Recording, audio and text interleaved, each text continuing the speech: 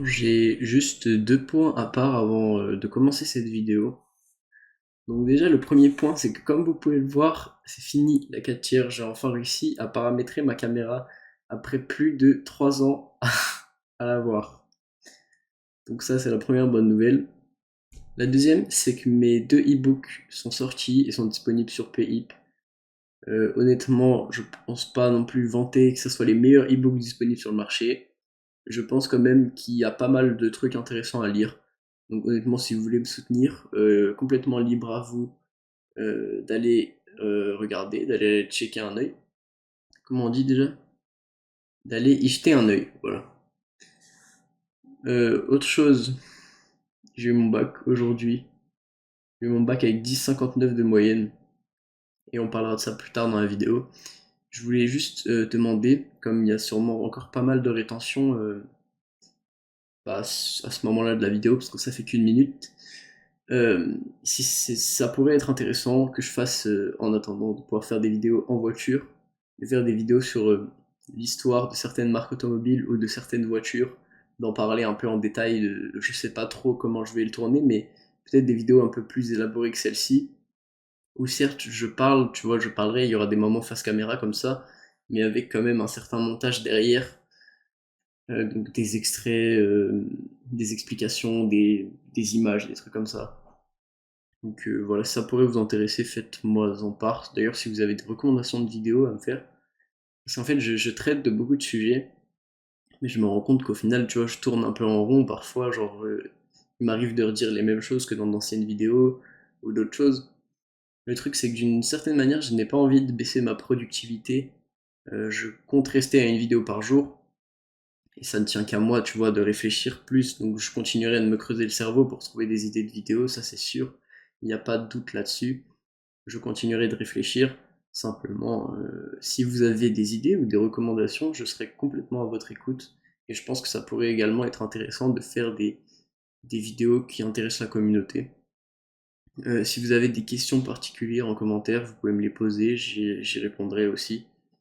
Et voilà, je pense on peut commencer sans plus tarder cette vidéo. Le sujet d'aujourd'hui, je vais parler de la flemme, donc notamment le fait de remettre à plus tard les choses que vous seriez censé faire maintenant.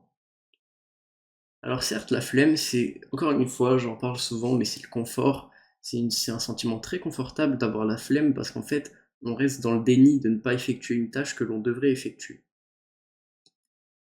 Comment vaincre cette flemme? Comment réussir à aller plus loin que la simple, pas en- enfin le simple fait qu'on n'ait pas envie de faire quelque chose? Comment aller plus loin que ça? Et bien, je vais vous donner quelques conseils. Le premier conseil que j'ai à vous donner, c'est de vous rappeler pourquoi est-ce que vous faites ce que vous êtes en train de faire. Pourquoi vous faites ce que vous devez faire. Je vais prendre un exemple très simple. Si vous travaillez sur votre business, mais vous avez la flemme, vous le remettez à plus tard. Quel était votre objectif initial lorsque vous avez commencé votre business? Faire de l'argent, aider les autres, proposer des produits, je sais pas, une solution, un besoin, généralement c'est ça qui vous fait commencer un peu, c'est que vous identifiez un besoin, vous proposez une solution, et il y a une finalité forcément derrière, tu vois, vous aviez forcément quelque chose derrière la tête, et ben il va falloir vous rappeler que, bah simplement, que vos objectifs, il va falloir vous rappeler vos objectifs en fait, vous rappeler pourquoi est-ce que vous faites ce que vous êtes en train de faire, et ça va vraiment vous permettre de vous motiver à fond. Et la motivation, on voit souvent des gens parler de discipline, etc. Mais la motivation reste quelque chose de bien supérieur à la discipline, dans le sens où même si elle ne te permet pas d'agir tous les jours, eh bien la motivation, elle t'aide sur le moment. Et c'est ça qui compte réellement, c'est que tu vas agir quand même sur le moment. Si tu es motivé, en plus, tu vas très bien travailler, tu vas travailler avec le sourire. Et ça, c'est vraiment super cool. La deuxième chose dont je vais parler, c'est de fixer une deadline. Donc fixer en gros un moment où vous allez pour finir ce que vous devez faire. Je vais prendre un exemple très simple.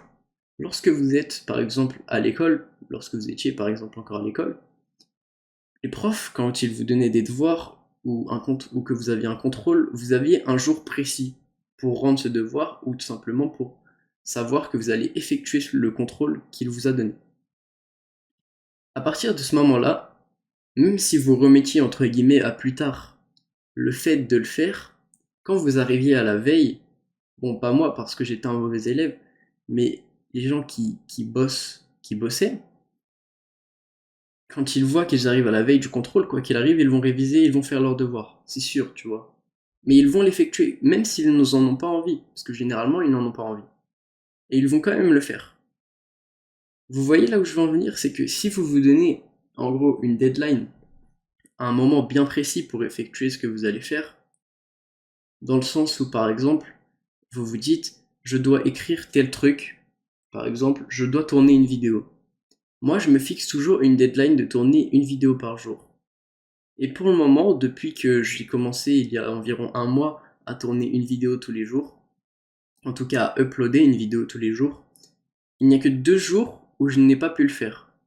Comme je me donnais la deadline tous les soirs de l'avoir fait le plus tôt possible, bon là en l'occurrence c'est un très mauvais exemple car je tourne cette vidéo à 18h39, mais je me donnais toujours un, un moment de la journée pour le faire. Et je me disais, c'est ce moment-là, je le fais, tu vois. Après, j'étais forcément aidé parce que j'étais plutôt motivé de le faire. Mais là où j'avais vraiment la flemme, c'était dans tout ce qui était réflexion. Que ça soit réfléchir à la vidéo, réfléchir à l'argumentaire que j'aurais dans cette vidéo, parce que malgré le fait que je n'ai pas de script préécrit, j'ai toujours une petite aide sur un papier à côté avec mes idées principales qui me permettent ensuite de développer.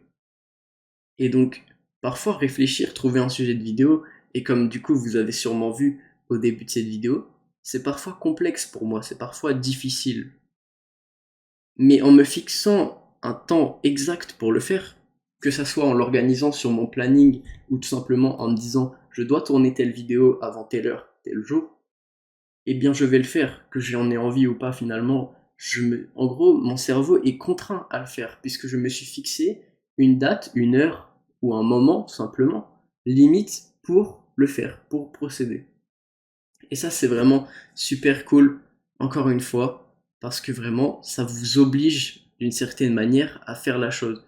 Ce que vous pouvez même ajouter à ça, et je pense que ça peut vous aider peut-être, c'est que si vous, entre guillemets, vous ne produisez pas le travail que vous êtes censé produire avant un certain moment, eh bien vous allez vous en rajouter, ou alors faire quelque chose d'autre que vous n'avez pas forcément envie de faire. Et en vous infligeant une sorte de punition mentale, vous aurez vraiment la contrainte sur votre cerveau de vous dire je suis obligé de le faire. Comme tout simplement à l'école, quand vous ne rendiez pas un DM par exemple, les professeurs vous donnaient une punition, un deuxième DM à faire, où ils vous enlevaient des points, etc. Eh bien c'est complètement pareil, et vous pouvez même le voir dans le sens de enlever des points, en vous disant, comme je n'ai pas travaillé sur ce que je voulais faire aujourd'hui, cela me rapproche pas de mes objectifs. Et du coup je perds littéralement mon temps pour rien finalement. Donc voilà, ça c'était ma deuxième entre guillemets grosse astuce. Et la troisième que je vais vous partager, il y en aura peut-être d'autres, je ne sais pas encore, c'est d'avoir une bonne hygiène de vie. Ce que je veux dire par là, c'est que si vous vous levez tous les jours à la même heure, que vous vous couchez tous les soirs à la même heure, eh bien, vous allez créer une certaine forme de routine dans votre vie, une certaine forme d'organisation. Que ça soit au niveau de votre cycle circadien, en vous réveillant tous les jours à la même heure, votre corps sera habitué. En faisant ça, vous permettez à votre corps de prendre des habitudes. Et si vous décidez de prendre ces habitudes par les choses que vous devez réaliser, les choses que vous devez accomplir tout simplement, je sais pas, ça peut être n'importe quelle tâche, je donne pas d'exemple, mais par exemple faire le montage d'une vidéo, rendre un travail à un client, aller à la salle de sport, peu importe ce que c'est.